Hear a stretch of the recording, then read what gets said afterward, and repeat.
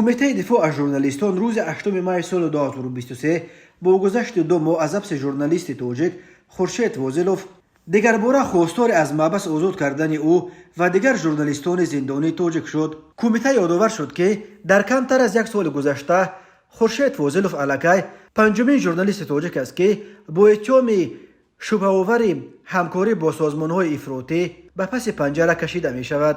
خورشید فاضلوف 6 مارس سال 2023 در شهر پنجکند از سوی کارمندان شعبه محلی کمیته دولتی امنیت ملی دستگیر شد و حالا با اتهام همکاری با سازمان‌های ممنوع در بازداشتگاه شهر خوجند قرار دارد.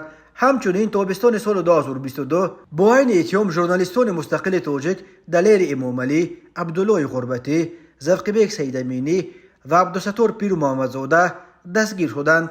دلیر امامعلی به 10 سال، غربتی به 7 سال و 6 ماه و دوی دیگر به 7 سال زندان محکوم گردیدند.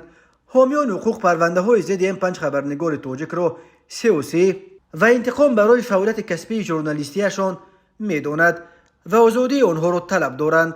دوشنبه تا حال به این دعوت‌ها یگان پاسخ نداده است.